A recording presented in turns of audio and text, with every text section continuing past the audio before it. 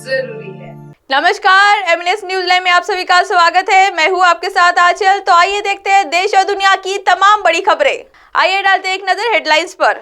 6G तकनीक में दुनिया का नेतृत्व करेगा भारत, पीएम मोदी बोले अब यहाँ स्कैम नहीं होते। बदलेंगे अंग्रेजों के जमाने के कानून, अमित शाह बोले आईपीसी, सीआरपीसी और एविडेंस एक्ट की जगह नए विधेयक जल्द होंगे पारित। फिर तेज हुआ इंडिया वीएस भारत विवाद, प्रधान बोले निराश लोगों में देश की पहचान, भारत करने पर विवाद पैदा करने की मची होड़। आइए देखते खबरें विस्तार से।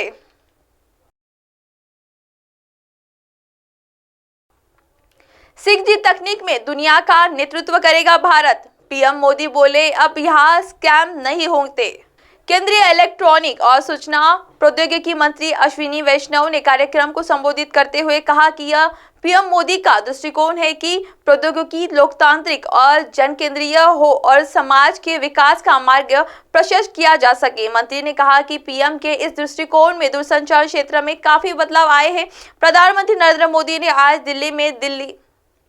दिल्ली के प्रगति मैदान में इंडिया मोबाइल कांग्रेस के 7वें संस्करण का उद्घाटन किया। इस दौरान रिलायंस जियो इंफोकॉम लिमिटेड के चेयरमैन आकाश अंबानी ने प्रधानमंत्री को दूरसंचार के क्षेत्र में उनकी कंपनी द्वारा किए जा रहे कार्यों के बारे में बताया। बता दें कि इस कार्यक्रम के इनोवेशन और तकनीक से जुड़े कई अपडेट पेश किए जाएंगे। इससे जुड़ी कंपनियां अपने भविष्य की योजनाओं की भी यहाँ घोषणा करेगी। पीएम मोदी बोले अब 2G स्कैम के दिन गए। इंडिया मोबाइल कांग्रेस को संबोधित करते हुए पीएम मोदी ने कहा कि हम न केवल देश में 5G का विस्तार कर रहे हैं बल्कि 6G तकनीक के क्षेत्र में अग्रणी बनने की दिशा में भी आगे बढ़ रहे हैं। पीएम ने कहा कि हर कोई जानता है कि 2G के दौरान क्या हुआ था, लेकिन हमारी सरकार के दौरान हम पर कोई दाग नहीं लगा। मुझे विश्वास है कि भारत 6G तकनीक के दुनिया का नेतृत्व करेगा। पीएम मोदी ने नेतृत्व में बदला दूरसंचार क्षेत्र। इस बीच केंद्रीय इलेक्ट्रॉनिक और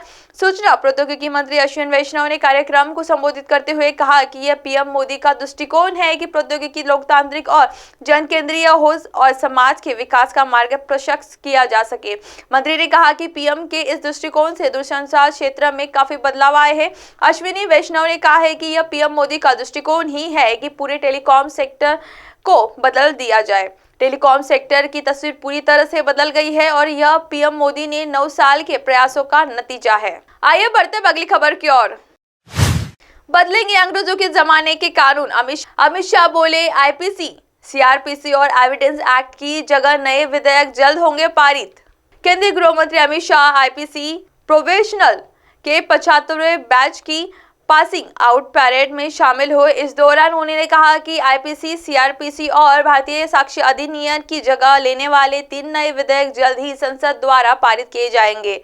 अमित शाह ने कहा कि गृह मामलों की संसदीय स्थायी समिति 3 नए विधेयकों की जांच कर रही है और उन्हें जल्द ही पारित किया जाएगा। हैदराबाद में केंद्रीय गृह मंत्री अमित शाह भारतीय पुलिस सेवा प्रोबेशनर्स के 75वें बैच की पासिंग आउट परेड में शामिल हुए। इस दौरान उन्होंने कहा कि भारतीय दंड संहिता, आईपीसी, सीआरपीसी और भारतीय साक्ष्य अधिनियम की जगह लेने वाले 3 नए विधेयक जल्द ही संसद द्वारा पारित किए जाएंगे। ब्रिटिश शासन के कानून होंगे खत्म, या सरकार वल्लभ भाई पटेल राष्ट्रीय पुलिस अकेडमी में आईपीएस कैडेटों की पासिंग आउट परेड के बोलते हुए शाह ने कहा कि भारत ब्रिटिश शासन के दौरान बनाए गए कानूनों को खत्म कर रहा है और नए आत्मविश्वास और नई आशाओं के साथ नए युग में प्रवेश कर रहा है। महिला नेतृत्व में आगे बढ़ रहे हैं देश। अमित शाह ने कहा कि गृह मामला की संसदीय स्थायी समिति 3 नए विधेयकों की जांच कर रही है और उन्हें जल्द ही पारित किया जाएगा। उन्होंने कहा कि नए कानूनों का उद्देश्य लोगों के अधिकारों की रक्षा करना है। ये देखते हुए महिला आईपीएस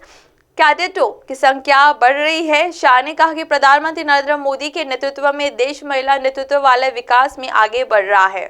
आइए बढ़ते हैं अगली खबर की ओर। फिर तेज हुआ इंडिया वीएस भारत विवाद, प्रधान बोले निराश लोगों में देश की पहचान, भारत करने पर विवाद पैदा करने की मची होड़। भारत बनाम इंडिया का विवाद थमने का नाम नहीं ले रहा है। वहीं अब केंद्रीय शिक्षा मंत्री धर्मेंद्र प्रधान ने गुरुवार को कहा कि कुछ निराश लोग देश की पहचान भारत करने को लेकर विवाद पैदा करने के लिए एक दूसरे से प्रतिस्पर्धा कर रहे हैं। उन्होंने कहा कि मेरा मानना है कि इंडिया और भारत में कोई अंतर नहीं है। भारत हमारे देश का नाम है, भारत बनाम इंडिया का विवाद थमने का नाम नहीं ले रहा है। कुछ समय पहले G20 के दौरान भारत सरकार द्वारा जब इंडिया का नाम भारत किया गया तो ये मुद्दा और तेज हो गया था। इसके बाद से ही देश के नाम को बदलने की भी अटकलें तेज हो गई थी। वही अब एक बार फिर NCERT की किताबों में इंडिया की जगह भारत का नाम लिखने का फैसला आने के बाद ये मुद्दा उठ गया है। कुछ निराश लोग भारत इंडिया का नाम को लेकर कर रहे हैं प्रतिस्पर्धा। केंद्रीय शिक्षा मंत्री धर्मेंद्र प्रधान ने गुरुवार को कहा कि कुछ निराश लोग देश की पहचान भारत करने को लेकर विवाद पैदा करने के लिए एक दूसरे से प्रतिस्पर्धा कर रहे हैं। जानकारी के अनुसार धर्मेंद्र प्रधान गुजरात के नर्मदा जिले में स्टैच्यू ऑफ द यूनिटी के पास टेट सिटी में राष्ट्रीय शिक्षा नीति 2020 के कार्यान्वयन पर पश्चिमी क्षेत्र के कुलपतियों के सम्मेलन में उद्घाटन सत्र में गणमान्य व्यक्तियों को संबोधित कर रहे थे। अब आप हमारे चैनल को आपके मोबाइल पर भी देख सकते हैं। मोबाइल ऐप पर देखने के लिए प्ले स्टोर से MLS news TV app download करें। इंस्टा, लिंक, ट्विटर, हाईकुक, फेसबुक और कई सोशल मीडिया प्लेटफॉर्म पर हमारा चैनल उपलब्ध है।